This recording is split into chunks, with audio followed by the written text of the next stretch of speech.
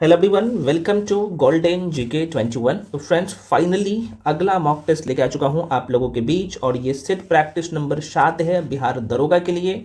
और हम लोगों का जो टारगेट है 75 प्लस मार्क्स आपके पेपर में डायरेक्टली छपे और आप लोगों के बीच में ये सीरीज लेके भी आया हूँ। ठीक है, तो इसलिए जो सीरीज करवा रहा हूँ बिहार दरोगा का कंप्लीट सीरीज पूरा कर लीजिए, इस बार मुट्ठे में होगा।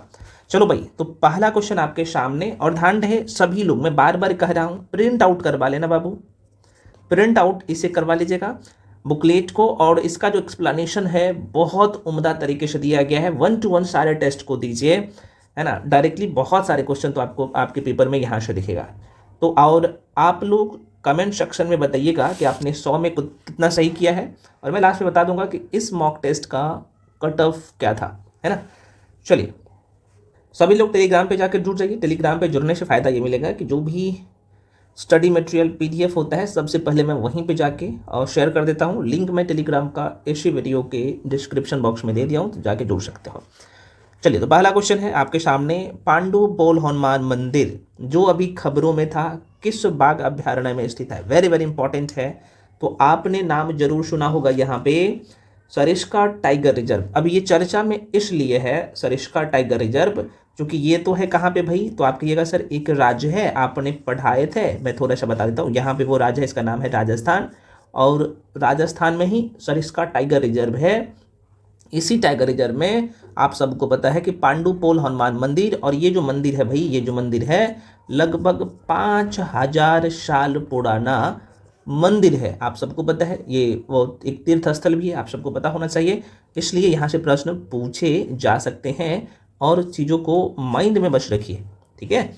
बाकी इन्फॉर्मेशन मैं इसका कंप्लीट बुकलेट दिया हूँ और इसके बारे में डिटेल में लिख दिया हूँ, ध्यान में रख लीजिएगा। अगला प्रश्न है आपके सामने, क्वेश्चन कह रहा है कि हाल ही में भारतीय भूवैज्ञानिक सर्वेक्षण भूविज्ञान संग्रहालय का उद्घाटन कहाँ किया गया? और ये क्वेश्चन पता है हर जगह नहीं मिलता है, सिर्फ यहीं मिलेगा आपको। बिल्कुल सी जो लोग टिक कर रहे हो, ग्वालियर में किया गया। और आप सबको पता है ये जो है भारत के उपराष्ट्रपति के द्वारा किया गया था मध्य प्रदेश के ग्वालियर में, माइंड में रखिएगा। अगला प्रश्न है, हाल ही में उत्तर प्रदेश, एक मिनट देख लीजिएगा, हाल ही में उत्तर प्रदेश के किस शहर में पूर्व प्रधानमंत्री अटल बिहारी वाजपेयी की प्रतिमा का अनावरण किया गया? बिल्कुल बिल्कुल, यहाँ पे मैं जो बता रहा हूँ आंसर आप टिक करिए, बिल्कुल यहाँ पे ए हो जाएगा, लखनऊ में।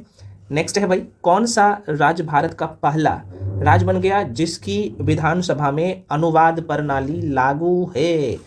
अनुवाद प्रणाली लागू करने वाला जो राज्य बन गया मेरे भाई, ये बन गया है उत्तर प्रदेश विधानसभा, ठीक है।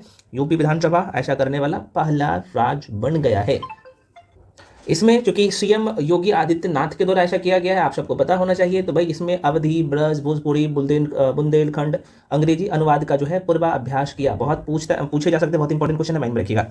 अगला प्रश्न है मेरे भाई, मिसिंग जनजाति, नाम से ही पता चल रहा होगा, मिसिंग जो है जनजाति मुख्यतः भारतीय किस राज्य में पाया जाता है? अब यहाँ पे मैं आपको बहुत कायदे से पढ़ाया हूँ, कहाँ पे होगा बता सकते हैं? विथ लो डायग्राम भी बना दिया हूँ और ये आप जवाब देंगे, मैं उम्मीद भी करता हूँ और आशा तो मैं रख ही सकता हूँ। ये जनजाति जो कि अभी चर्चा में था भैया, बिल्कुल जो लोग असम और अरुणाचल प्रदेश टिक कर रहे हो, तो मेरी भावनाओं के आपने समझ लिया, इसी क्षेत्र में भाई मिसिंग जनजाति पाया जाता है, इस क्षेत्र में मिसिंग जनजाति पाया जाते हैं, यहाँ पे। तो ध्यान में रखिएगा, आंसर क्या हो जाएगा? बिल्कुल ए, असम और अरुणाचल प्रदेश में, ठीक है। चलो नेक्स्ट है, किस संगठन ने विश्व को खादी पहनाओ अभियान शुरू किया है? किस संगठन ने विश्व को खादी पहनाओ, कौन कर सकता है? ऐसे क्वेश्चन भी पूछते हैं आपके पेपर में। बिल्कुल आप कहेंगे सर भारतीय विज्ञान एजेंसी, संघ, एजेंसियां, आप सबको पता होना चाहिए। तो AAAI आपके ऑप्शन में भी देगा, तो आप इसे टिक कर लीजिएगा। चलिए, अगला प्रश्न है, भारत के कितने नंबर का 53वें मुख्य न्यायाधीश चीफ जस्टिस ऑफ इंडिया? आप सबको पता होना चाहिए, है ना। 53 नंबर का कौन बना है भाई? हाँ बिल्कुल सभी लोग सही आंसर टिक कर रहे हो। न्यायमूर्ति कौन है भाई? सूर्यकांत हो जाएगा, Suryakant is the right answer, ठीक है ना। और ये कब अपना पद ग्रहण किए हैं महाशय? तो ये 24 नवंबर 2025 से अपना पदभार संभाले हैं। इससे पहले कौन था? तो गवई का स्थान, BR गवई का स्थान लिए हैं इन्होंने। तो ये प्रश्न पूछे जाते हैं। सिजिया के बारे में कहा है भाई, कितने कौन से आर्टिकल में है, कितने लोग बता सकते हो, कमेंट सेक्शन में कमेंट करके बताइएगा। अगला प्रश्न है, नवंबर 2025 में अखर परिहार अभ्यास अखर परिहार अभ्यास कहाँ आयोजित किया गया? बिल्कुल बिल्कुल बिल्कुल, ये जो टिक कर रहे हो आप, राज्य का नाम और अखड़ पढ़ार अभ्यास कहाँ पे किया जाएगा? तो आप सर ऊपर में, गुजरात से ऊपर में जो राज्य है इसका नाम है राजस्थान, है ना, राजस्थान नाम है, और राजस्थान में ही तो किया गया ना भाई। भारतीय सेना की दक्षिणी कमान जिसका मुख्यालय पुणे में है, तो तीनों सेनाओं के त्रिशूल अभ्यास के अंतर्गत राजस्थान के रेगिस्तान क्षेत्र में अखर प्रहार अभ्यास का सफलतापूर्वक आयोजन किया गया। तीनों सेना मेरा हम लोगों का था, ठीक है ना। अगला प्रश्न है, सूर्य किरण भारत और किस देश के बीच में जो है ये संयुक्त सेनाभ्यास होता है? मैं क्या बोल रहा हूँ, सूर्य किरण अभ्यास कौन कौन से दो देश के, भारत और किन देशों के बीच में होता है? तो बिल्कुल भाई साहब, आप सबको पता है ये सूर्य किरण जो सेनाभ्यास होता है, यहाँ पे मैं आपको डायग्राम, चूंकि हमारा पड़ोसी देश है और इसलिए हमें इसे रट लेना है, याद करना जरूरी है। सूर्य किरण अभी हम हाल फिलहाल में हम लोग किसके साथ किए हैं? तो आप किएगा सर, जो हमारा पड़ोसी देश है नेपाल, यहाँ पे भारत और नेपाल के बीच में हुआ है, भारत नेपाल के बीच में हुआ सूर्य किरण सेनाभ्यास, ठीक है।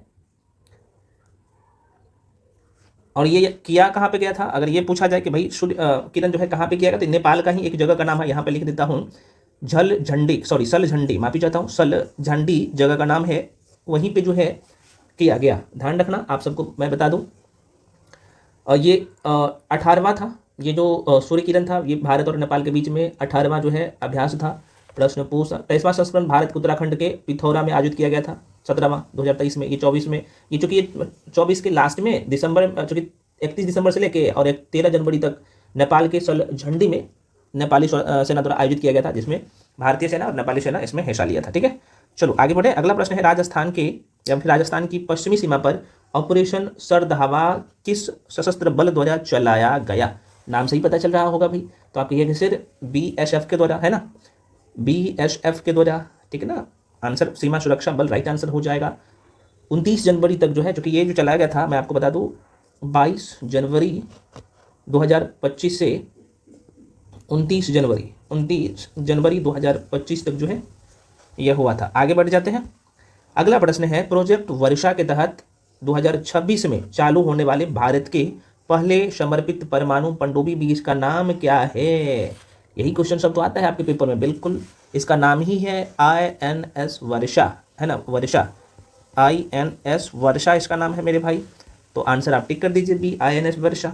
आगे बढ़ जाते हैं। हाल ही में खबरों में रहा INS, नेम से देखें, INS चेन्नई भारतीय नौसेना किस वर्ग का जहाज है? ठीक है ना, ये तो बिल्कुल ये है अंतर्राष्ट्रीय ऊर्जा एजेंसी, अंतर्राष्ट्रीय, अच्छा सॉरी क्या था भाई क्वेश्चन नंबर 12 है ना, माफी चाहता हूँ, कोलकाता क्लास हो जाएगा, ये दूसरा क्वेश्चन कर सकता। भारतीय नौसेना जहाजों जिसका नाम है INS चेन्नई और INS केसरी ने अफ्रीका भारत प्रमुख समुद्री जुड़ाव के समुद्री चरण के दौरान युद्धाभ्यास और visit board search and seizure अभ्यास सफलतापूर्वक जो है संपन्न किए हैं।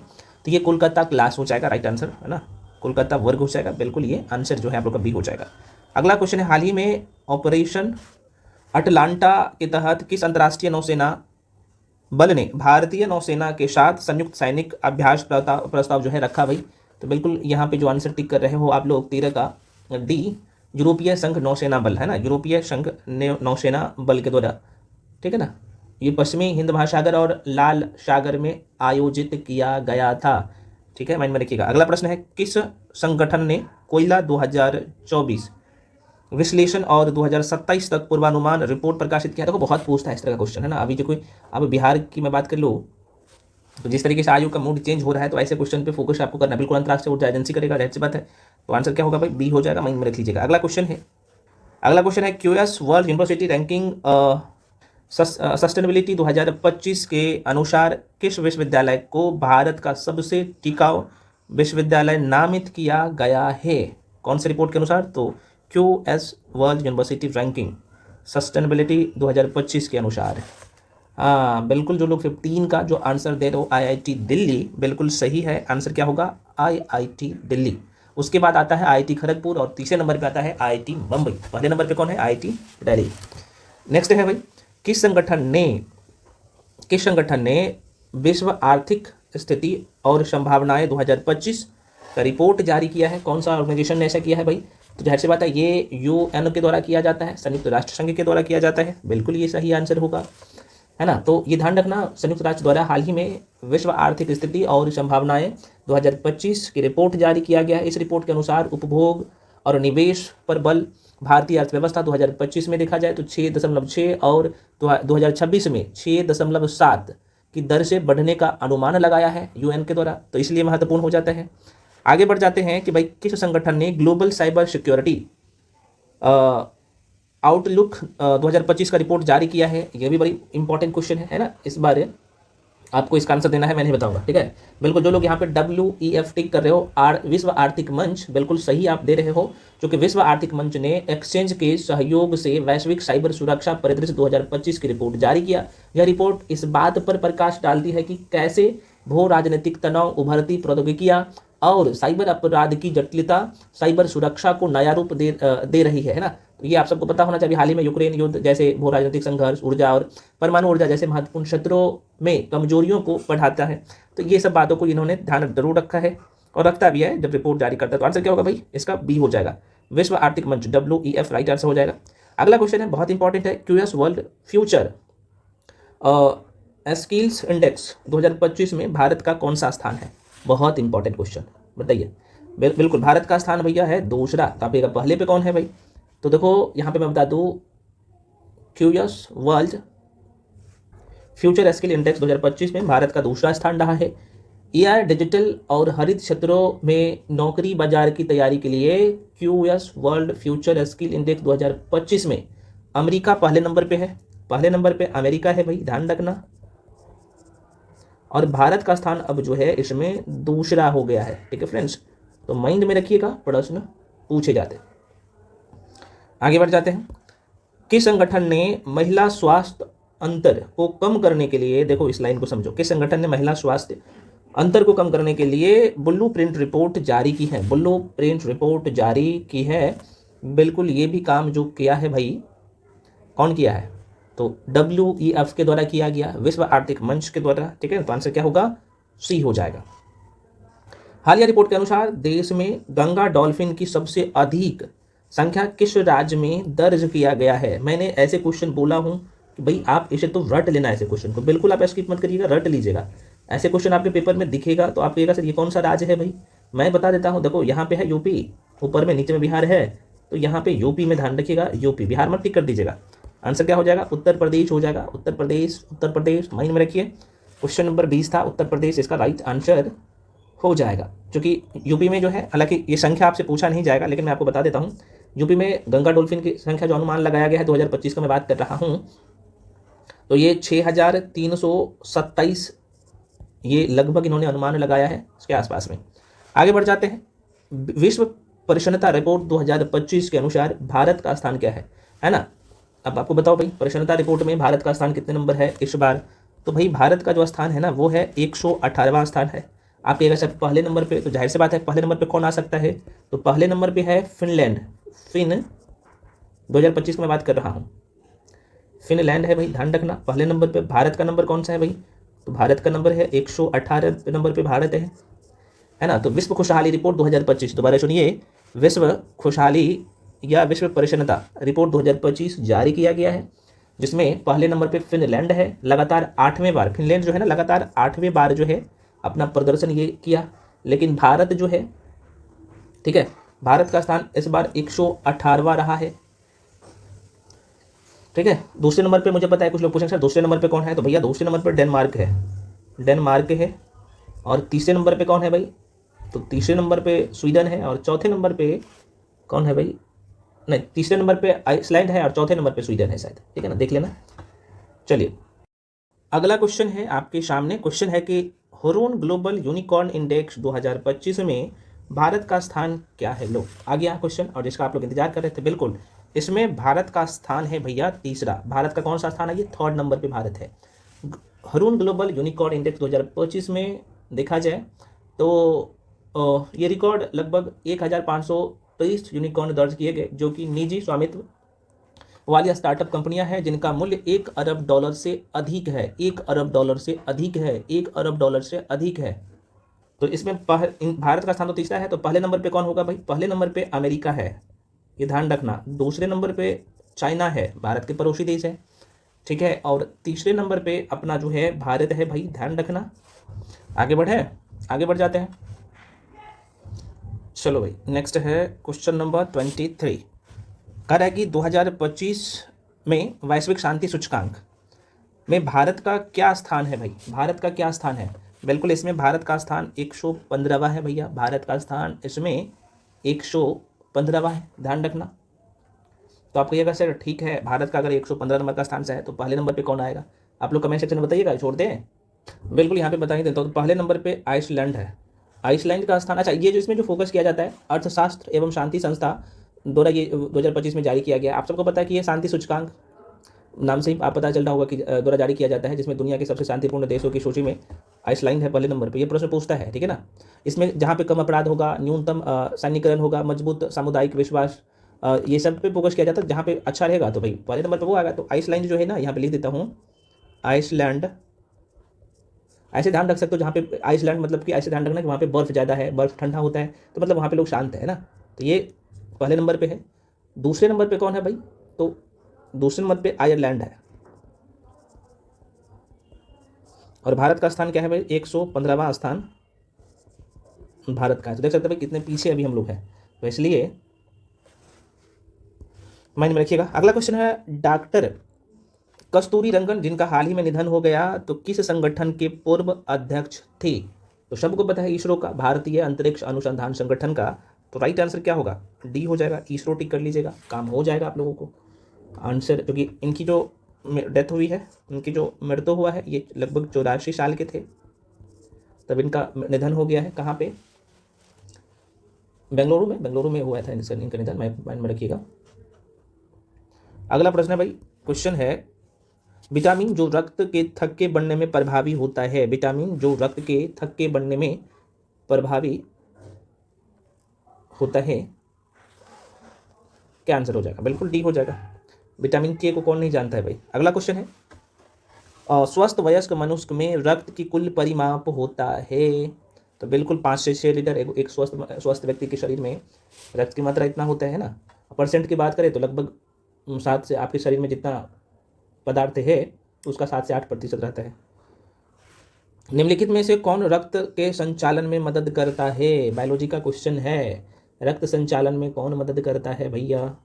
तो आंसर क्या होगा, लिम्फोसाइट। नाम आपने जरूर सुना होगा ना, लिम्फोसाइट, हम लोग पढ़ चुके हैं ना, लिम्फोसाइट करता है, ठीक है। अगला क्वेश्चन है, वृक्क की बात कर लो, किडनी की बात कर लो। वृक्क मतलब किडनी से प्रति मिनट औसत रक्त प्रवाह होता है ना, बताइए।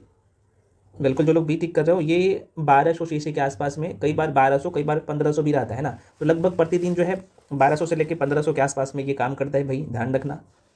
इनका काम क्या होता है, किडनी का काम क्या होता है सर, तो इसका मुख्य काम होता है कि शुद्धि के साथ शरीर से विषायुक्त पदार्थों को मूत्र के माध्यम से बाहर निकालना।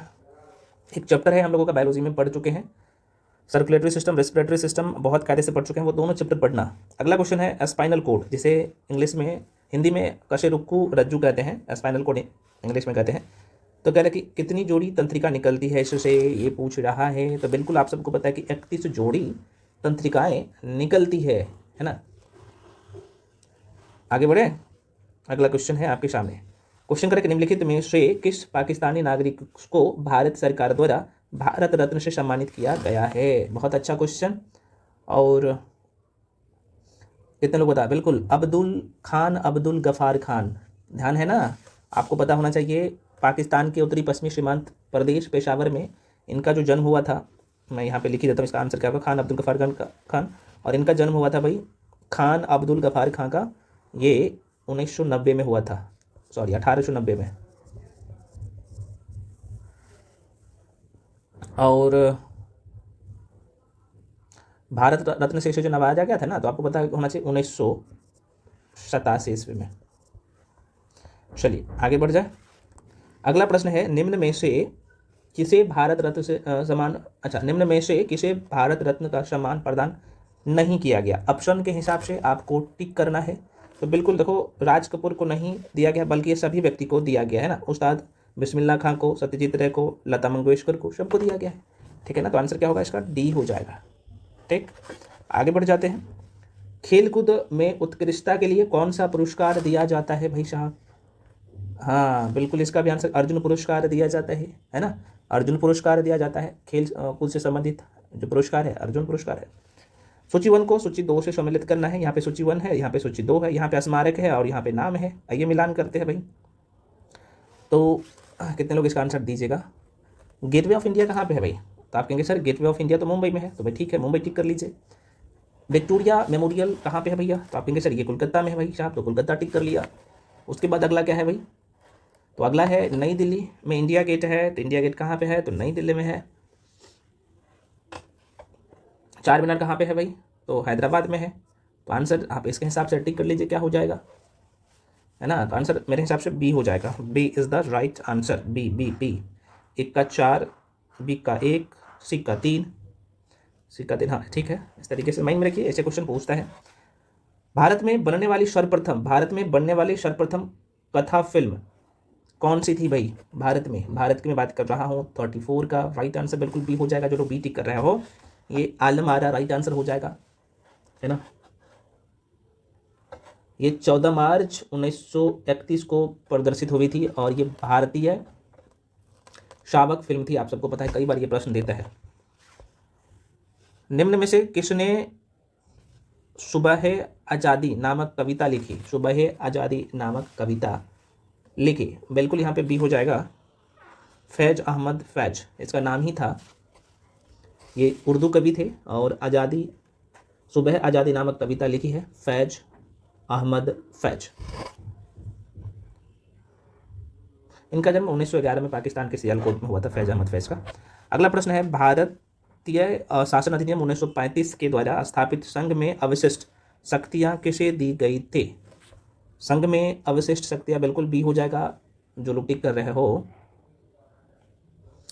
तो बी हो जाएगा। भारत शासन अधिनियम में अवशिष्ट शक्तियाँ गवर्नर जनरल को प्राप्त थी, तो आंसर क्या होगा? गवर्नर जनरल राइट आंसर हो जाएगा।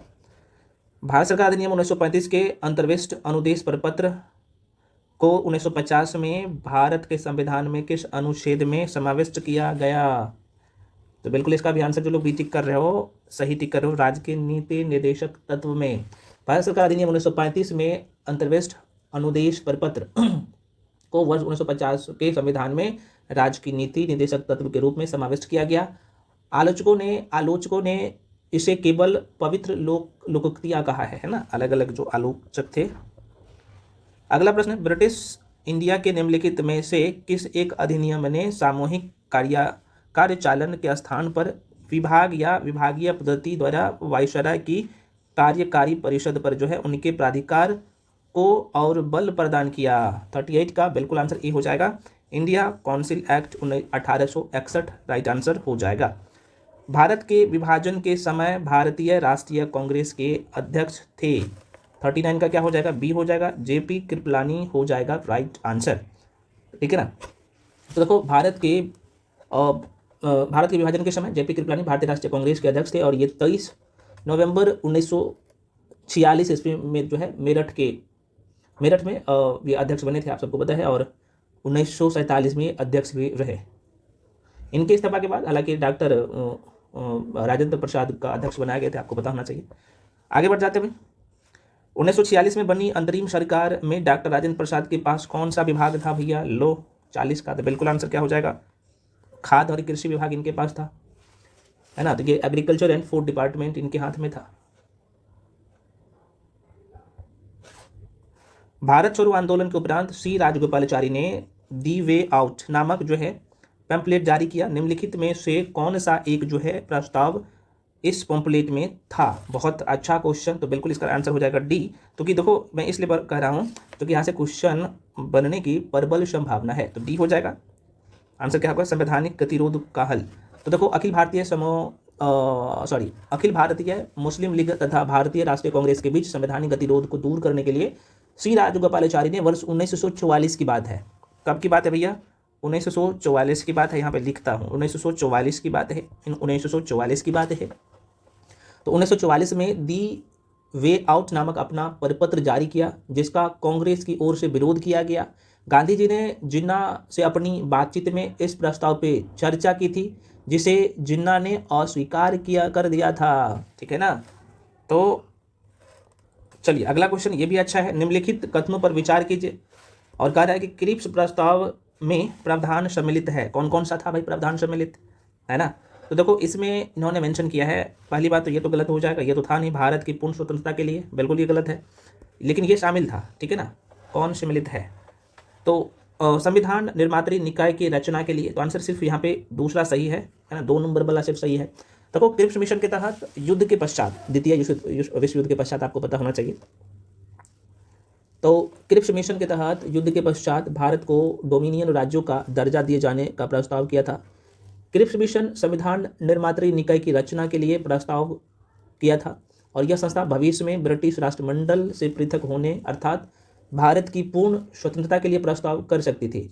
इस प्रकार आप सबको पता है केवल 2 सत्य है। अगला प्रश्न है, महात्मा गांधी द्वारा व्यक्तिगत सत्याग्रह आंदोलन के लिए प्रथम सत्याग्रही को चुना गया।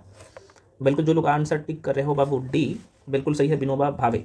अगस्त प्रस्ताव को पूरी तरह से अस्वीकार करते हुए कांग्रेस ने गांधी जी के नेतृत्व में व्यक्तिगत सत्याग्रह शुरू किया था। यह सत्याग्रह ब्रिटिश सरकार के भारत नीति के प्रति नैतिक विरोध का प्रतीकात्मक अभिव्यक्ति थी, आपको पता होना चाहिए। व्यक्तिगत सत्याग्रह की शुरुआत जो हुआ था, ये डेट कभी पूछ लेता है तो मैं थोड़ा सा मेंशन ही कर देता हूँ भाई। तो ये डेट था 17 अक्टूबर की बात है, 1940 की बात है। तो विनोबा भावे प्रथम सत्याग्रही थे। दूसरे कौन थे, जवाहरलाल नेहरू। बहुत पूछता है, ध्यान में रखिएगा, इस तरह का क्वेश्चन मैं करवाया हूँ पहले भी। 1938 में भारतीय राष्ट्रीय कांग्रेस के अध्यक्ष निर्वाचित हुए थे 44 का, बिल्कुल जो लोग बी टिक कर रहे हो, सुभाष चंद्र बोस। देखो यहाँ पे बहुत पूछता है क्वेश्चन, इसलिए महत्वपूर्ण हो जाता है। देखो कांग्रेस के हरिपुरा जो गुजरात में है, आप सबको पता है, तो हरिपुरा अधिवेशन फरवरी 1938 में, और सुभाष चंद्र बोस है ना निर्विरोध अध्यक्ष निर्वाचित हुए थे। और मैं आपको बता दूं सुभाष चंद्र बोस वर्ष 1939 में त्रिपुरी अधिवेशन में भी पट्टाभी सीतारमैया को हराकर अध्यक्ष पद के लिए निर्वाचित हुए थे। तो 38 और 39 में वही व्यक्ति थे सुभाष चंद्र बोस। आगे बढ़ जाते हैं, अगला क्वेश्चन है, 1931 में भारतीय राष्ट्रीय कांग्रेस के कराची अधिवेशन के लिए, जिसकी अध्यक्षता सरदार वल्लभ भाई पटेल कर रहे थे, तो किसने मूल अधिकारों तथा आर्थिक कार्यक्रम पर जो है संकल्प प्रारूपित किया था। ठीक है, तो बिल्कुल जो लोग बी टिक करो, पंडित जवाहरलाल नेहरू राइट आंसर हो जाएगा, ध्यान में रखिएगा। इनमें से किसने अप्रैल 1930 में नमक कानून तोड़ने के लिए तंजौर तट पर जो है एक अभियान संगठित किया था। बहुत अच्छा क्वेश्चन है 46 का, बिल्कुल जो लोग बी टिक कर रहे हो, एक मिनट, हाँ बिल्कुल, एक मिनट, हाँ बिल्कुल सही है। मैं थोड़ा सा इसे रिपीट कर दे रहा हूँ क्योंकि ये अच्छा क्वेश्चन है। हुआ ये था कि आंसर इसका सी राजगोपालाचारी हो जाएगा भाई, आंसर इसे टिक कर लेना आप। मैंने तो प्रश्न था कि इनमें से किसने अप्रैल 1930 में नमक कानून तोड़ने के लिए तंजौर है ना, जगह है तमिलनाडु में है, तो वहाँ पे संगठित जो किया था सी राजगोपालाचारी। देखो भाई 6 अप्रैल 1930 को गांधी जी ने गुजरात के दांडी तट पर जो है नमक बनाकर कानून का उल्लंघन किया था, और इसी के साथ संपूर्ण देश में सविनय अवज्ञा आंदोलन के शुभारंभ हुआ और समस्त देश में नमक कानून उल्लंघन संबंधी अभियान संचालित किए गए।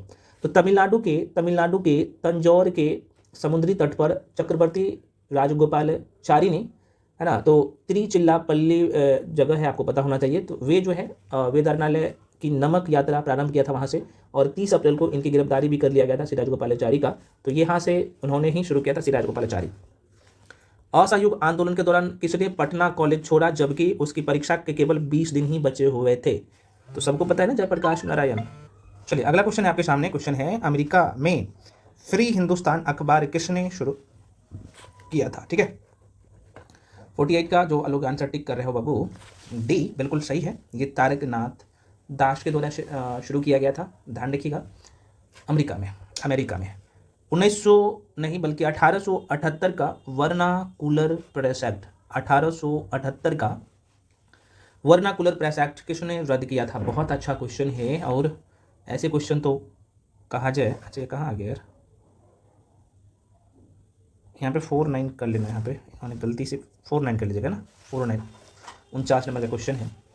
तो आंसर हो जाएगा फ्रेंड्स इसका लॉर्ड रिपन हो जाएगा। देखो लॉर्ड रिपन ने 1882 ईस्वी में, वर्नाकुलर प्रेस एक्ट अथवा देशी भाषा प्रेस अधिनियम रद्द किया था। अब प्रश्न उठता है कि भाई ठीक है, 1882 में जब लॉर्ड रिपन ने 1882 में ये रद्द कर दिया था वर्नाकुलर प्रेस एक्ट को, तो चालू किसने किया था। तो भाई जो शुरू किया था लीटन नाम था, लॉर्ड लीटन। लीटन कब किया था? तो 1878 में।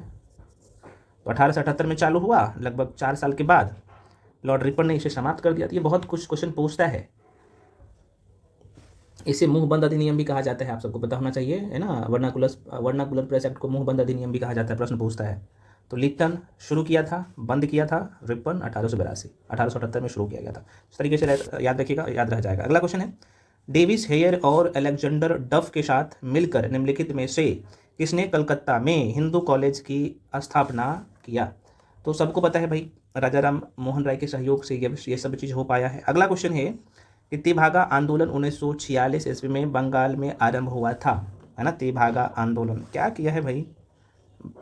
51 नंबर को क्या कर दिया है? ये 51 नंबर का फ्रेंड्स होगा ये। तो भाई देखो, तेभागा आंदोलन जो था ना, ये किसान के द्वारा किया गया था, तो जाहिर सी बात है किसान सभा के नेतृत्व में होगा। एक नाम आपने जरूर सुना होगा, ये कंपा सिंह और भवन सिंह के नेतृत्व में यह आंदोलन हुआ था, तो इतना ध्यान रखिएगा। निम्नलिखित कथनों पर विचार करना है, ठीक है। इसे 53 ही रहने दीजिए भाई साहब, थोड़ा सा टाइपिंग में इधर उधर हो गया है, कोई दिक्कत नहीं। चलिए, इसे आपको क्रम में सजाना है। यहाँ पे साफ साफ बोल रहा है कि भाई आप क्रम में सजाओ, ठीक ना। क्वेश्चन नंबर 53, 52 छोड़ दीजिए, नहीं है तो कोई दिक्कत नहीं है। तो नील विद्रोह कब हुआ था? संथाल विद्रोह कब हुआ था, है ना। दक्कन का दंगा कब हुआ था? तो भाई यहाँ पे मैं आपको बोल ही देता हूँ, माइंड में रख लीजिएगा, मैं जूम कर देता हूँ। तो सबसे पहले जो नील विद्रोह फ्रेंड्स जो हुआ था, ये 1859 से 60 में, तो आप बोल सकते हो सर 1859 से 60 में हुआ था। संथाल विद्रोह जो हुआ था कब हुआ था? तो 1855 से 56 ईस्वी। दक्कन का दंगा ये 1875 में। और सिपाही विद्रोह जो हुआ था, किसको पता नहीं है, 1857 में। सिपाही विद्रोह वही 1857 का विद्रोह, इसे सिपाही विद्रोह के नाम से जाना जाता है। तो अब आंसर आप क्रम में नहीं सजा सकते हैं, बिल्कुल सजा सकते हैं, आप सभी लोग आराम से कर सकते हैं। तो पहले नंबर पे कौन आ जाएगा? तो आप कहिएगा सर पहले नंबर पे संथाल विद्रोह आ जाएगा। दूसरे नंबर में कौन आएगा फ्रेंड्स? तो आपको पता है कि ये सिपाही विद्रोह आ जाएगा। तीसरे नंबर में कौन आ जाएगा फ्रेंड्स? तो तीसरे नंबर में ये आ जाएगा, है ना, नील विद्रोह आ जाएगा तीसरे नंबर पे। चौथे नंबर पे कौन आ जाएगा फ्रेंड्स? दक्कन के दंगे। तो बस आंसर आप डी टिक कर लीजिए, यहाँ पे डी हो जाएगा, D is the right answer. आगे बढ़े, अगला क्वेश्चन है, यहाँ पे अच्छा क्वेश्चन है, बनाने का कोशिश करिए सभी लोग। अब अगला क्वेश्चन है, ये क्वेश्चन बहुत अच्छा ट्रिकी है, देख सकते हो 54 नंबर का। भारत में 19वीं शताब्दी के जनजातीय विद्रोह के लिए निम्नलिखित में से कौन से तत्व ने साझा कारण मुहैया किया? देखो भाई, आप यहाँ पे देख पा रहे हैं पहले नंबर ऑप्शन में, ये वाला में, तो यहाँ पे साफ साफ बोला कि भू राजस्व की नई प्रणाली लागू होना और जनजातीय उत्पादों पर जो है कर लगाए जाना, ये तो कारण है ही। ये भी कारण है, जनजातीय क्षेत्रों में विदेशी धर्म का प्रचार का प्रभाव, ये भी पड़ा था।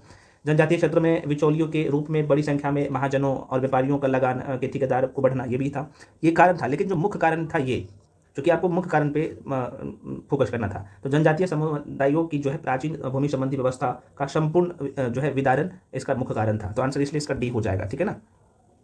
बहुत अच्छा क्वेश्चन है। अगला प्रश्न है आपके सामने कि भारत में पशुपालन एवं कृषि का प्राचीनतम जो साक्ष्य प्राप्त हुए हैं कहाँ से? तो बिल्कुल मेहरगढ़ से हुआ है। ऋग्वेद का कौन सा मंडल पूर्णतः सोम देवता को समर्पित है? ऋग्वेद का, तो आप सबको पता है 9वां मंडल में है। अगला प्रश्न है फिर से आपको, निम्नलिखित राज्यों में से किनका संबंध बुद्ध के जीवन से था? भाई लो, बुद्ध के जीवन से किसका था? 57 का। बिल्कुल जो लोग सी टिक कर रहे हैं वो बिल्कुल सही है। देखो यहाँ पे आपको दिख रहा होगा सी कौशल, और कौन सा था? चौथे नंबर पर मगध।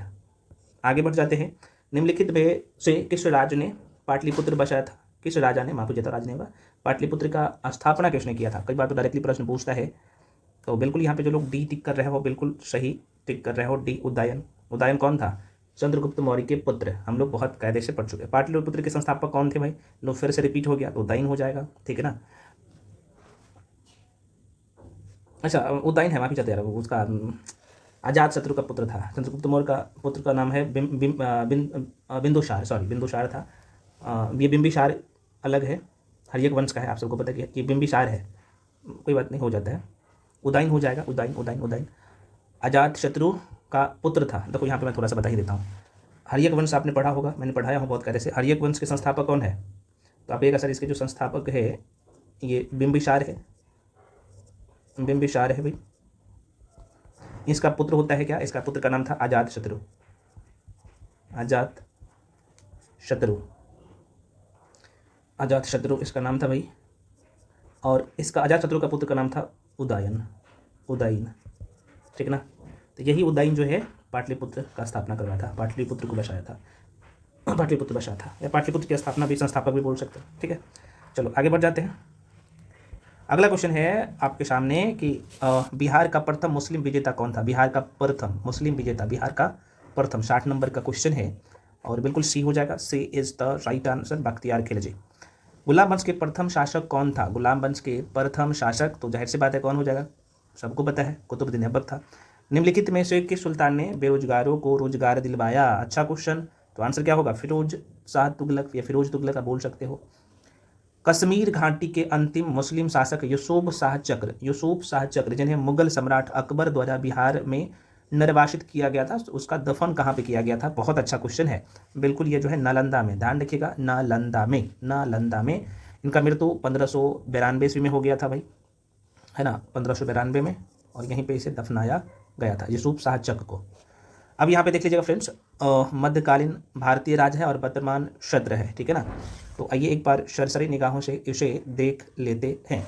तो सम्मिलित करना है कौन सा सही है ये आपको बताना है भाई, ठीक है ना। तो सिर्फ ये जो आप देख रहे हैं दुर्गर, ये जम्मू कश्मीर में है, बाकी चंपक आप सबको पता है हिमाचल प्रदेश वाला क्षेत्र था। और कुलूद की बात कर ले तो ये आप लोग को पता होना चाहिए कि पाल प्रतिहार राष्ट्रकूट वाला जो क्षेत्र था दक्षिण भारत का, ये वाला, तो ये वाला क्षेत्र था, तो इसलिए इसका आंसर जो है बी हो जाएगा। ये दोनों गलत था, ठीक है ना, मालाबार तक नहीं होगा, तो केवल सिर्फ दूसरा सही था, तो आंसर बी टिक कर लेना। अगला क्वेश्चन है, बिहार की किस महिला डॉक्टर को जो है यूथ आइकॉन अवार्ड 2024 से जो है सम्मानित किया गया है। बहुत अच्छा क्वेश्चन है, तो बिल्कुल सी हो जाएगा इसका आंसर। इसका नाम है भाई, यहाँ पे देख लो, डॉक्टर जो है शशि बाला को दिया गया है। अगला क्वेश्चन है, राज्य में इसे दिवसीय कर लीजिएगा, 4 दिवसीय राज्य स्तरीय कृषि यांत्रिकरण प्रदर्शनी का आयोजन राज्य के किस जिला में हुआ है। ये 2024 का क्वेश्चन है, और आपको पता है कि बीपीएससी और बिहार दरोगा का जो है ये फेवरेट क्वेश्चन इस तरह का होता है, तो पूछता है, तो इसलिए मैं थोड़ा सा लिया हूँ कि भाई आप लोग कहाँ तक करते हो, है ना। तो बिल्कुल सी हो जाएगा, पटना में हुआ था। आगे बढ़ जाते हैं, राज्य में कितने जिलों में कपड़ा मंत्रालय अर्बन हाट खुलेगा, है ना।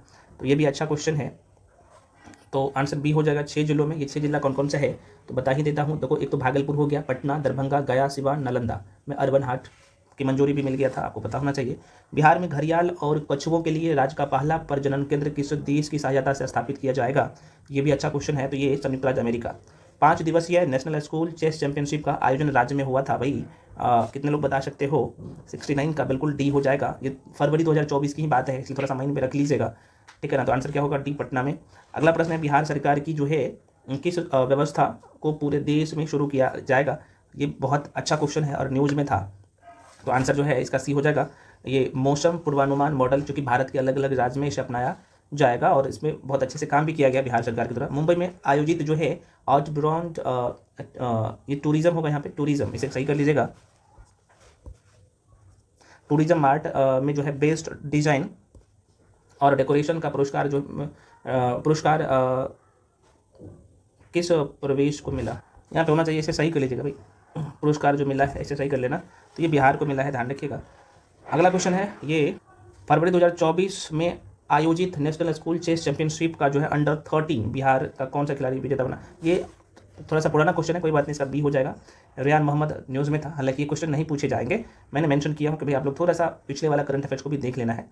अगला क्वेश्चन है, साहित्यकार पद्मश्री उषा किरण खान को मैं बात कर लूँ, है ना। तो फरवरी 2024 में इसका निधन हो गया, तो कह रहे हैं कि उनका निधन किस बिहार के किस जिले में हुआ था, तो बिल्कुल बी हो जाएगा भाई, यहाँ पे दरभंगा में। भारत के किस राज्य में जो है पर्यटन को बढ़ावा देने के लिए पहली बार, है ना, पेइंग गेस्ट हब, बहुत इंपॉर्टेंट है, पेइंग गेस्ट हब बनाए जाएंगे, तो ये कौन सा राज्य कर रहा है, तो बिहार कर रहा है।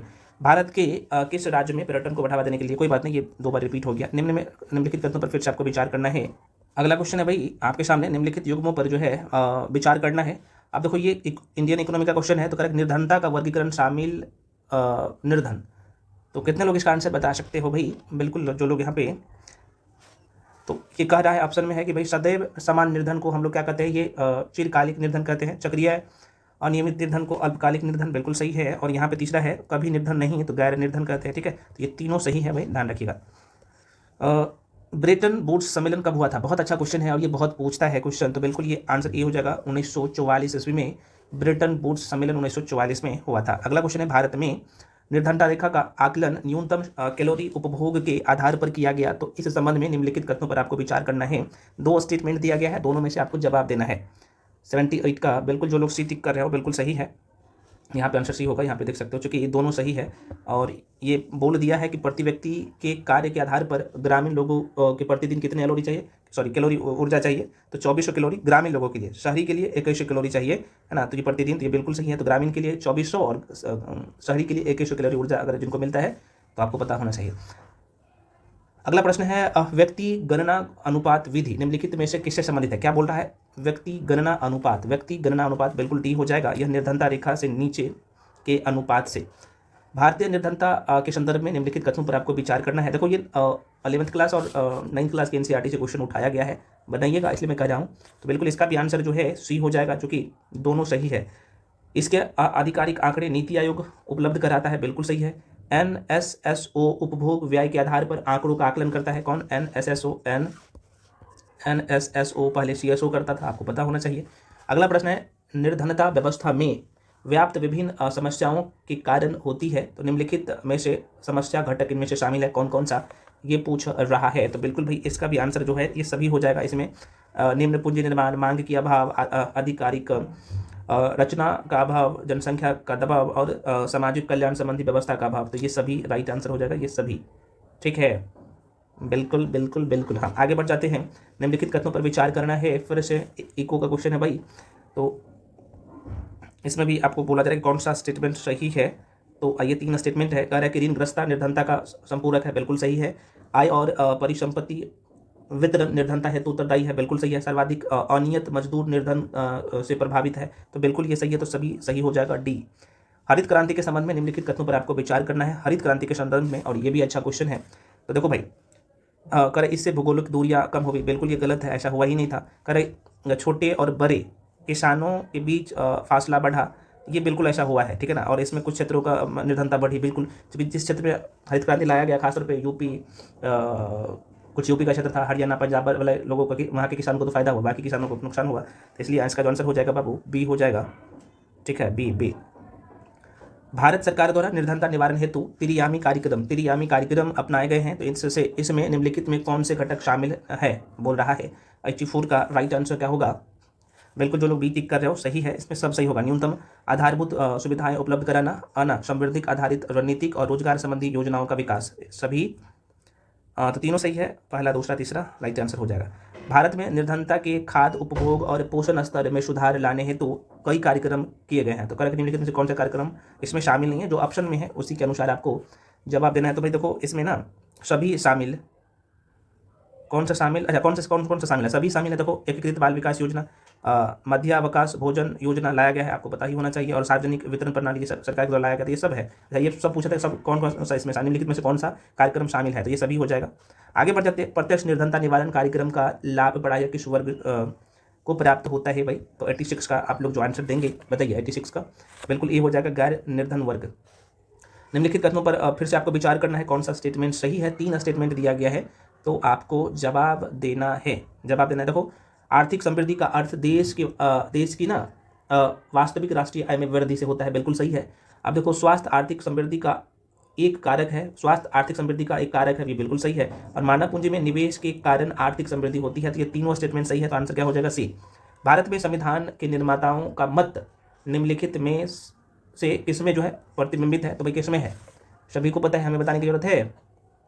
बिल्कुल यहाँ पे ए हो जाएगा, उद्देशिका में हो जाएगा। अगला क्वेश्चन है, निम्नलिखित शब्दों में कौन सा शब्द सन 1975 में भारतीय संविधान की प्रस्तावना में सम्मिलित नहीं था। बिल्कुल डी हो जाएगा, अखंडता नहीं था।